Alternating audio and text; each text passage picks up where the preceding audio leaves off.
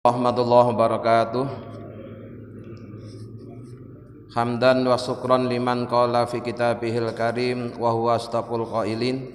A'udzu billahi minasyaitonir rajim. Bismillahirrahmanirrahim.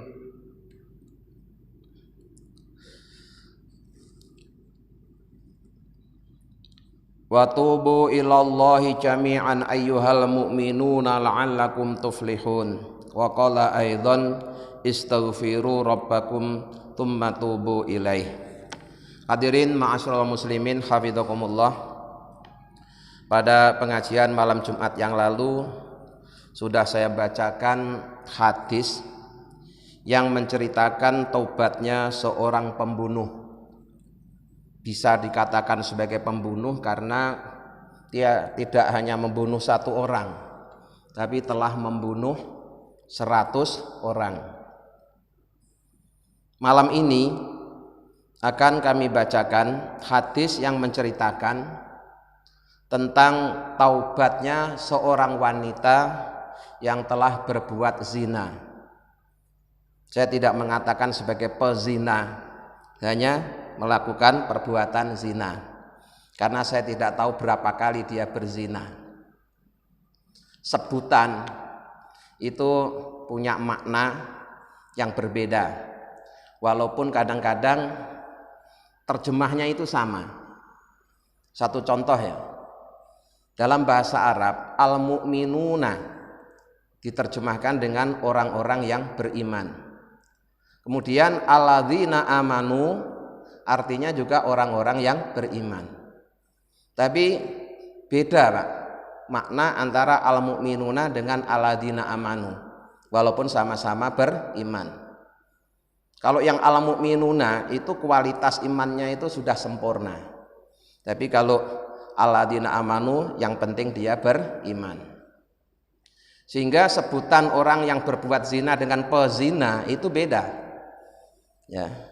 Kalau pezina itu berarti orang itu sudah berulang kali melakukan perbuatan zina, atau profesinya memang tukang zina, itu pezina. Tapi kalau orang yang melakukan zina barangkali dia zina hanya 1 kali. Kemudian baik kasus pembunuhan maupun perbuatan zina itu jika kasusnya itu dibawa ke pengadilan, ke yang berwenang, maka di samping dia harus bertobat kepada Allah, dia juga harus menjalani hukuman yang ditetapkan oleh yang berwenang. Misalkan kalau kasus pembunuhan ya hukumannya dibunuh. Itu kalau cara membunuhnya dengan sengaja atau direncanakan. Nanti ada beberapa kriteria pembunuhan yang dalam kitab fikih itu dibeda-bedakan.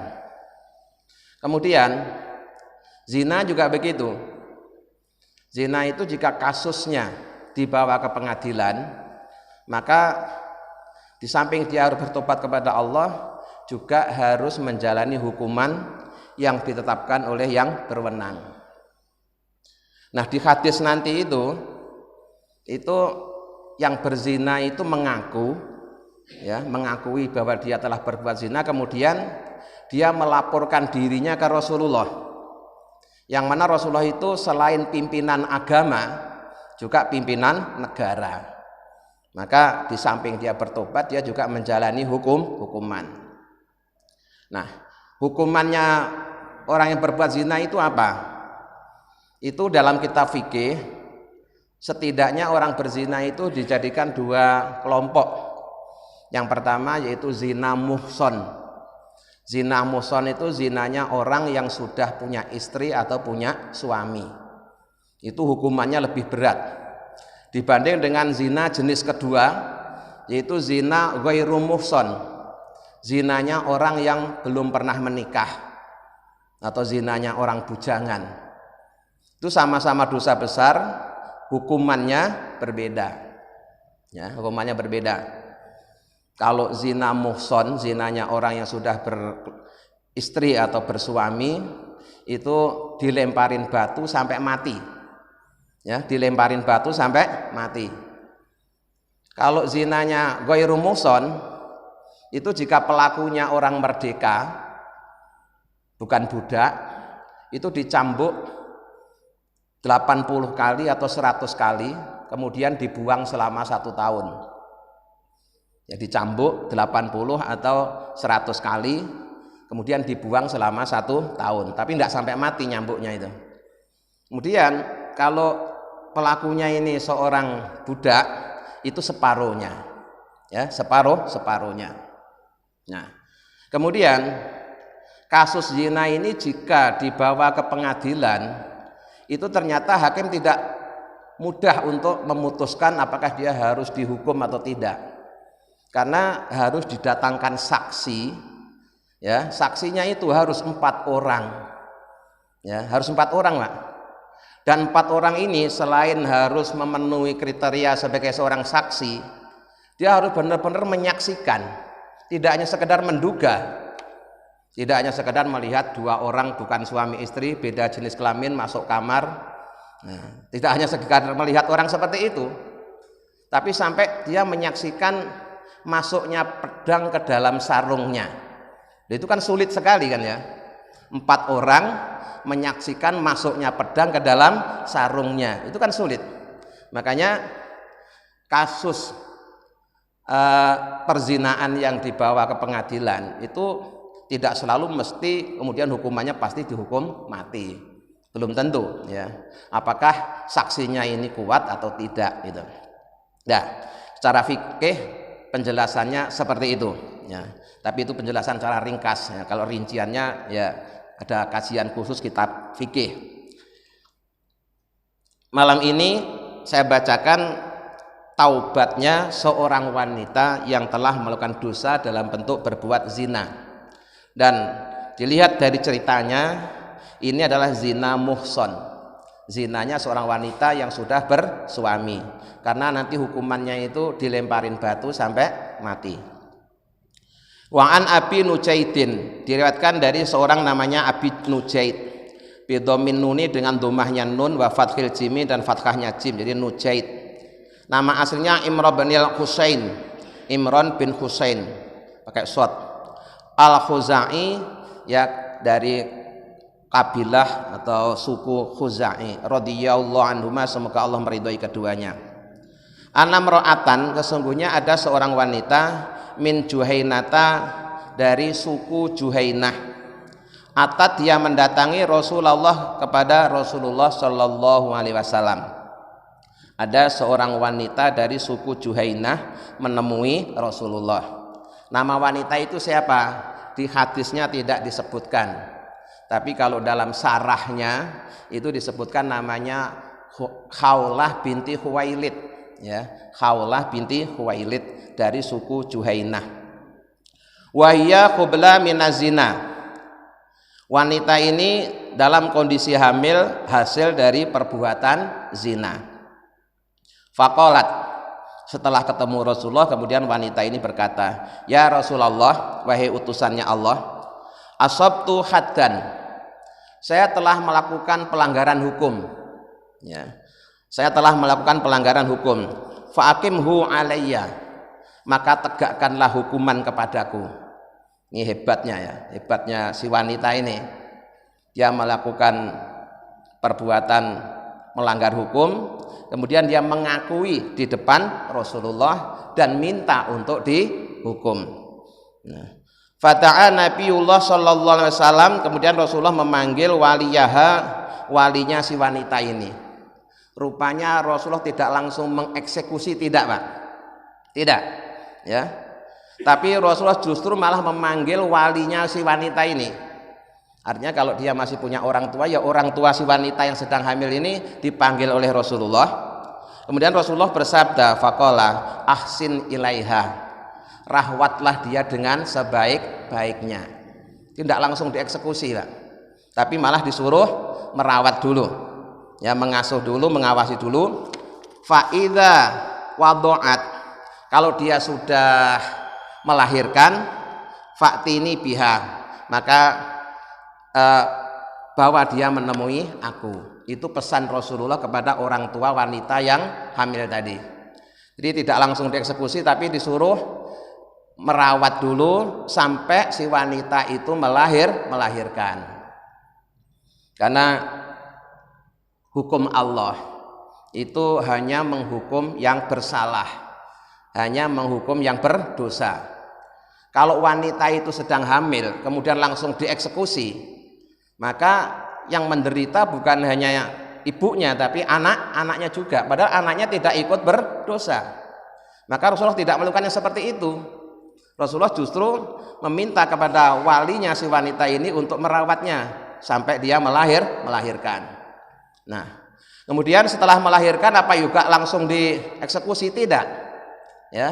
Tapi karena ini hukumannya adalah hukuman rajam itu dilemparin batu sampai mati, maka disuruh menyusui anaknya sampai siap untuk disapih. Berapa tahun?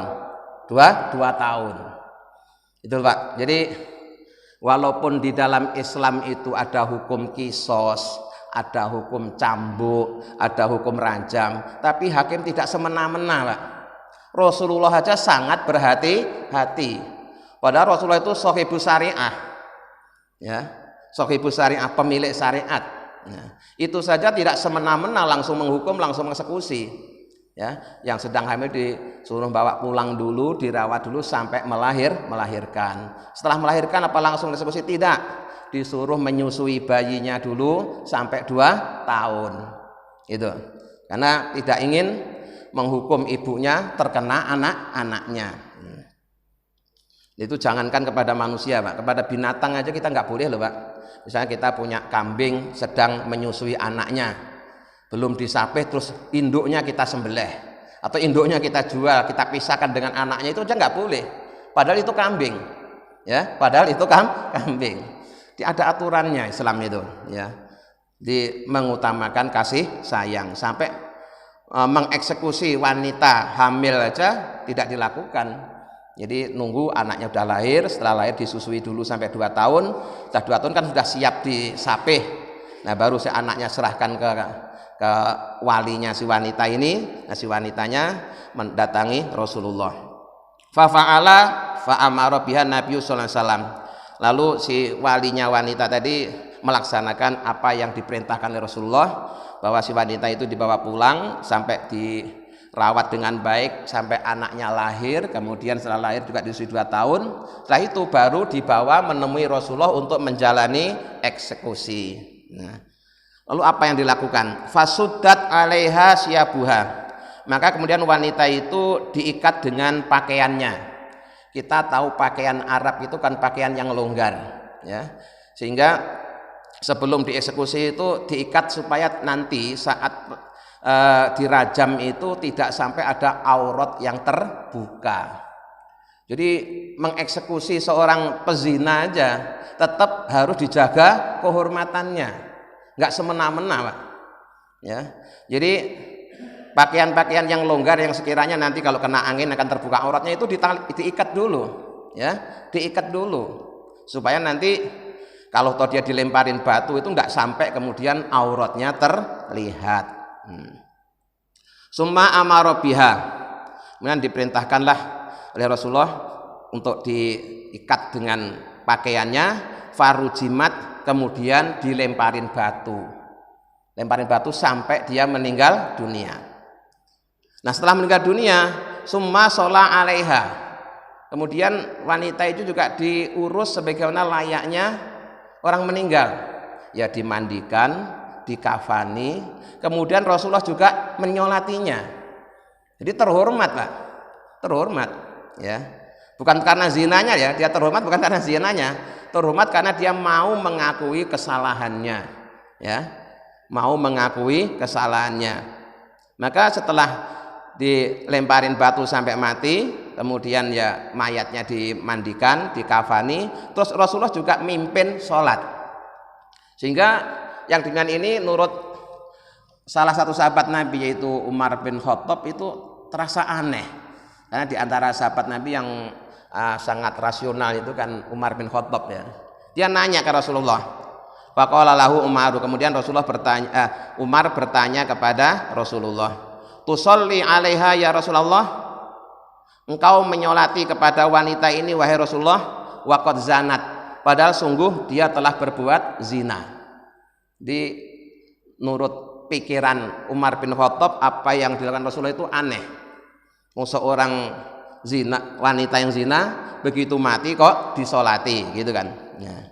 Qala, kemudian Rasulullah menjawab, laqad tabat taubatan lau kusimat baina sab'ina min ahlil madinati lawasi'athum. Wahai Umar bin Khattab, sungguh wanita ini sudah benar-benar bertaubat. Yang kualitas tobatnya itu seandainya dibagi 70 orang yang ada di Madinah, niscaya akan bisa mencukupinya. Jadi rupanya wanita ini kualitas tobatnya itu menyamai tobatnya 70 orang. Bayangkan, sudah tahu kalau hukumannya dilemparin batu sampai mati, dia mau mengakuinya. Malah dia dengan sukarela mendatangi Rasulullah. Ini kan luar biasa. Yang luar biasa itu kesadarannya itu loh, bukan zinanya. Jangan salah paham. Ya. Jangan salah paham. Yang luar biasa bukan zinanya, yang luar biasa itu dia mau mengakui kesalahannya, mendatangi Rasulullah minta ditegakkan hukum. Itu yang menjadi istimewa. Itu yang menandakan dia benar-benar telah bertobat, yang kualitas tobatnya seandainya ya dibagi dengan 70 orang yang ada di Madinah, niscaya akan mencukupi. Kemudian Rasulullah melanjutkan sabdanya, wahal wajatta, apakah engkau menemukan afdola, orang yang lebih utama, min anjadat binafsiha lillah, dibanding orang yang mendermakan dirinya demi hukumnya Allah. Ya. Jadi ini sabda Rasulullah kepada Umar.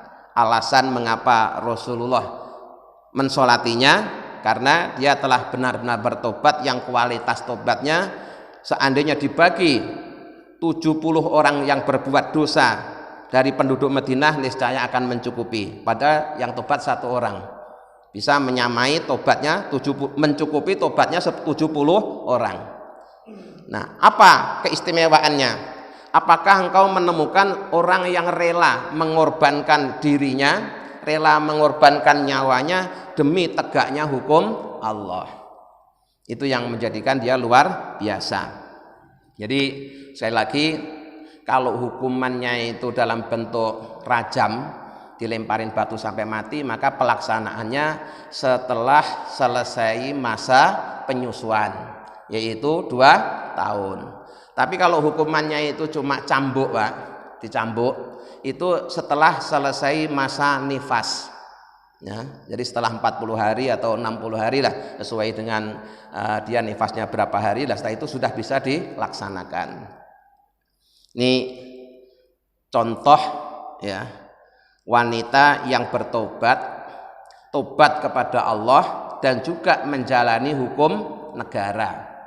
Ya. Kalau kemarin kasus pembunuhan kemarin itu dia hanya menjalani hukum tobat, menjalani hukum tobat terhadap Allah saja, tapi dia tidak dieksekusi oleh pemerintah kan ya, tidak, dia mati dengan takdirnya Allah, bukan karena dibunuh. Padahal aslinya kan kalau dalam syariat Islam pembunuh itu hukumannya juga dibunuh, tapi mereka atau kisah yang kemarin itu dia matinya bukan karena dihukum dibunuh, tapi mati dengan takdirnya Allah ketika dia sedang berjalan menuju kampung taubat.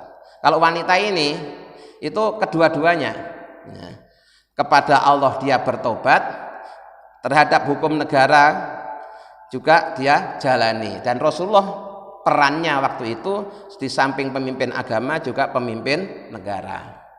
Jadi kasus perzinaan itu akan dihukum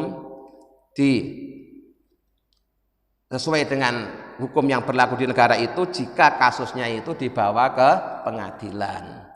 Tapi kalau misalkan ada orang melakukan perbuatan zina dan zina kasusnya tidak dibawa ke pengadilan, gimana? Ya dia cukup bertobat kepada Allah. Cukup bertobat kepada Allah. Gitu ya. Jadi tidak perlu setiap kasus perzinaan harus dibawa terus dirajam, tidak. Tergantung ini kasusnya dibawa ke yang berwenang atau tidak, gitu loh. Ya. Kan ada, bahkan bisa jadi banyak ya terjadi kasus-kasus pelanggaran hukum tapi tidak dibawa ke pengadilan, tidak diselesaikan di pengadilan. Nah, seandainya ada yang terjadi seperti itu, ya tentu dia cukup bertobat kepada Allah Subhanahu wa taala. Rawahu Muslim. Hadis tersebut diriwayatkan oleh Imam Muslim. Nah, selanjutnya wa an ibni Abbasin, dan diriwayatkan dari Ibnu Abbas, wa Anasin, dan Anas radhiyallahu anhuma, semoga Allah meridhoi Ibnu Abbas dan Anas. Ana Rasulullah, sesungguhnya Rasulullah SAW qala, beliau bersabda, lau anna libni adama wadiyan, sungguh seandainya anak Adam itu memiliki satu lembah ya, min dahabin, dari emas, ahabba, niscaya dia menyukai, ayyakuna lahu wadiyani, jika dia memiliki dua lembah emas, walayyamla'u'a, dan tidak akan memenuhi fahu, mulutnya si anak Adam tadi, illa turabu, kecuali tanah, wayatubu, kemudian dia bertobat Allah kepada Allah, atau wayatubullahu, dan Allah menerima tobatnya, alaman taba, kepada orang yang bertobat. Wayatubullahu alaman taba, dan Allah menerima tobatnya orang yang tobat. Hadis ini menceritakan tentang keserakahan anak cucu Nabi Adam, dan kita semua itu adalah anak cucu Nabi Adam. Salah satu karakter bawaan sebagai manusia itu punya sifat serakah, ya, serakah. Nabi Adam sendiri itu dulu waktu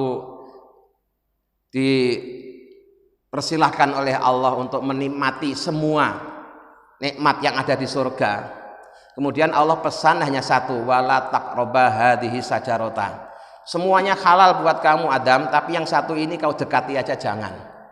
Nyatanya tetap terjadi pelanggaran, karena justru itu menjadi penasaran ya, kenapa yang lain semuanya boleh kok ini tidak boleh. Nah, akhirnya dengan bujuk rayunya iblis dia tergoda, kemudian terjadilah pelanggaran, dan itu memang sudah skenario Allah, karena kalau Nabi Adam tidak melakukan pelanggaran, Nabi Adam tetap tinggal di surga, berarti terus siapa yang diserai ngelola di muka bumi ini? Nabi Muhammad tidak akan lahir di bumi, lahir di surga, kan malah repot. Itu sudah skenarionya Allah lah ya. Nanti suatu saat kita bahas rahasia di balik kisahnya Nabi Adam itu. Tapi yang jelas semua anak cucu Nabi Adam itu punya karakter serakah. Maka Nabi mengatakan bahwa seandainya satu orang itu sudah memiliki satu lembah bukit emas, dia masih minta yang kedua. Nanti kalau sudah dikasih dua apa terus kemudian cukup? Enggak, dia akan minta yang ketiga. Terus dikasih tiga apa cukup? Tidak, dia akan minta empat. Begitu seterusnya Pak ya, begitu seterusnya. Baru keinginannya itu akan berhenti kalau mulutnya sudah disumpal dengan tanah, artinya sudah mati. Jadi kalau nuruti serakah ya, dunia ini dikasihkan satu orang itu masih kurang. Yang begitu ya. Serakah itu kan dalam bahasa Arabnya kan tomak ya. Para ulama menjelaskan buruknya sifat tomak itu ya tergambar dalam kalimat tomak itu sendiri. Tok bunder tengahnya bolong, diisi berapapun kurang. Mim bunder tengahnya juga bolong, diisi berapapun kurang. Apalagi ain itu kalau sendirian mulutnya terbuka, perutnya menggelantung, diisi berapapun juga kurang. Jadi tomak itu karakter bawaan manusia.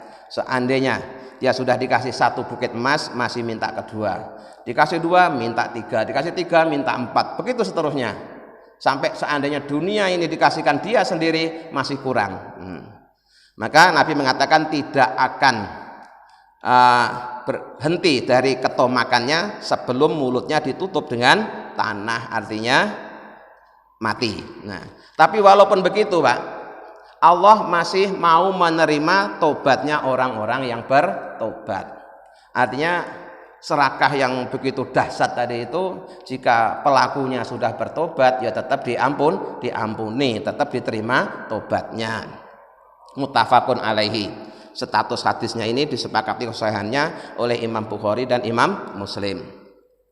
Berikutnya lagi. Nah. Wa an Abi Hurairah, dan diriwayatkan dari Abi Hurairah radhiyallahu anhu, semoga Allah meridhoinya. Anna Rasulullah, sesungguhnya Rasulullah SAW qala, beliau telah bersabda, yadhaqullahu subhanahu wa ta'ala ila rajulaini. Yadhaku itu kalau dimaknai apa adanya itu artinya tertawa, ya, tertawa. Nah, sebagaimana dalam pengajian yang lalu sudah pernah saya singgung, ketika ada ayat mutasabihat atau kalimat-kalimat mutasabihat, maknanya mutasabihat itu kan Pak, kalau diterjemahkan apa adanya, kita akan mensifati Allah mirip dengan sifatnya makhluk. Maka ketika ketemu dengan ayat yang seperti ini, kalau untuk ulama-ulama belakangan, ulama kholaf, itu cenderung untuk ditakwil. Maknanya ditakwil itu artinya supaya tidak menyerupai makhluk, dialihkan ke ayat-ayat muhkamat. Ayat-ayat muhkamat itu apa? Contohnya kayak walam yakul lahu kufuwan ahad. Tidak ada seorang pun yang menyerupai Allah, itu ayat muhkamat. Kemudian laisa kamitslihi syai'un. Tidak ada sesuatu yang menyerupai Allah, itu juga muhkamat. Maka yadhaku ini kalau ulama-ulama awal, ya, ulama-ulama generasi salaf, ya dimaknai tertawa. Tapi mereka tidak pernah membayangkan Allah tertawa seperti tertawanya manusia. Ya pokoknya tertawa aja. Bagaimana tertawanya ya Allah wallahu a'lam, tapi yang jelas tidak, ya, tidak seperti yang dibayangkan oleh manusia. Nah, ketika Islam sudah menyebar ke seluruh penjuru dunia, ternyata pemahaman seorang terhadap bahasa Arab itu kan tidak sama. Maka atas kebijakan para ulama, kemudian kalimat-kalimat yang seperti ini maknanya harus ditakwil, dialihkan ke yang muhkamat, sehingga yadhaku itu bisa dimaknai dengan senang, ya, senang gitu aja. Karena umumnya orang kalau senang kan kemudian tertawa. Jadi yadhaku tertawa atau senang, sapa Allah Subhanahu wa taala ila rajulaini, melihat nasib dua orang laki-laki. Yaktulu, yang membunuh, ahaduhuma, salah satu dari keduanya, al-akhara, pada yang lain, tapi kemudian yadkhulanil jannata, kedua-duanya masuk surga. Nah, ini hadis ini sepintas akan berbeda dengan hadis yang dulu sudah kita bacakan di bab awal. Di situ ada hadis yang membunuh dan yang dibunuh sama-sama di neraka. Ya. Kemudian sahabat, kalau yang membunuh di neraka pantas, tapi yang dibunuh kok masuk neraka itu gimana? Kata Rasulullah, yang dibunuh pun masuk neraka karena dia sebenarnya keinginannya juga membunuh. Niatnya juga membunuh, cuma dia kalah dulu aja, kemudian dia terbunuh. Maka yang membunuh dan yang dibunuh sama-sama masuk neraka. Nah, kalau ini yang membunuh dengan yang dibunuh sama-sama masuk surga. Nah, yang membunuh dan yang dibunuh sama-sama masuk surga. Gimana ceritanya? Begini, ya. Yuqatilu hadza fi sabilillah fayuqtalu. Yang pertama, dia masuk surga karena dia perang dalam membela agama Allah kemudian terbunuh, ya. Jadi karena terbunuh dalam perang membela agama Allah berarti mati syahid. Nah, kemudian summa yatubullah alal qatili. Kemudian yang membunuh itu kemudian dia bertobat, ya. Setelah bertobat artinya fayuslimu, kemudian masuk Islam, ya. Dia bertobat, masuk Islam, terus setelah masuk Islam dia ikut berperang juga, terus akhirnya dia terbunuh, ya. Fayus tashadu, kemudian juga dia terbunuh dalam mati syahid. Jadi yang pertama tadi dia masuk surga karena mati syahid membela agama Allah sehingga dia gugur. Nah, pembunuhnya dia bertobat, masuk Islam, ikut perang, terbunuh juga, akhirnya mati syahid juga. Akhirnya kedua-duanya masuk surga. Contohnya siapa? Contohnya dalam perang Uhud misalnya, ya. Salah satu paman Nabi yang terbunuh dalam perang Uhud itu namanya Hamzah. Yang membunuh itu namanya Wahsi. Wahsi ini seorang budak. Dia punya keahlian melempar tombak. Mungkin kalau zaman sekarang ya penembak jitu lah ya. Nah, sebelum perang Uhud itu ada perang Badar. Dalam perang Badar itu umat Islam itu meraih kemenangan. Ada seseorang namanya Hindun. Ya, Hindun. Hindun ini suaminya terbunuh dalam perang Badar. Ya, suaminya kafir terbunuh dalam perang Badar. Akhirnya ketika menjelang perang Uhud, Hindun ini mencari orang yang bisa membunuh Nabi Muhammad. Ya, targetnya itu ingin membunuh Nabi Muhammad. Kalau dia berhasil akan dibebaskan atau dikasih hadiah yang besar. Kalau dia seorang budak akan dimerdekakan. Nah, Wahsy itu seorang budak yang punya keahlian melempar tombak. Maka dia ikut sayembara itu tadi, ya, ikut sayembara yang diadakan oleh Bu Hindun tadi itu. Dengan target dia ikut perang Uhud itu targetnya cuma satu, ingin membunuh Nabi Muhammad, tidak membunuh yang lainnya. Nah, sehingga dalam peperangan di perang Uhud itu babak pertama kan dimenangkan oleh umat Islam, tapi babak kedua dimenangkan oleh orang kafir. Nah, ketika itu Rasulullah itu dikelilingi oleh sahabat-sahabat setia, sehingga kalau ada anak panah yang mengarah ke Rasulullah, yang kena adalah sahabat. Kalau ada pedang dibacokkan ke tubuh Rasulullah, yang kena sahabat, selalu begitu. Sehingga pas Wahsy ini seorang pelempar tombak yang itu inginnya melempar dadanya Rasulullah, yang kena adalah sahabat Hamzah, kena pas dadanya, ya. Sehingga Hamzah ini gugur di pangkuan Rasulullah. Setelah meninggal itu oleh Hindun tadi dibedah dadanya, diambil hatinya, kemudian dikunyah-kunyah. Saking merasa puas, ya, berhasil membunuh orang yang telah membunuh suaminya. Dikiranya yang mati itu Rasulullah, padahal ternyata itu paman Rasulullah, namanya Sayyidina Hamzah. Nah, di kemudian hari Wahsy ini masuk Islam. Ya, Wahsy itu masuk Islam di akhir hidupnya itu. Yang bunuh paman Nabi ini akhirnya masuk Islam. Nah, ketika masuk Islam itu oleh Rasulullah dibilangin begini, Wahsy, saya terima Islammu.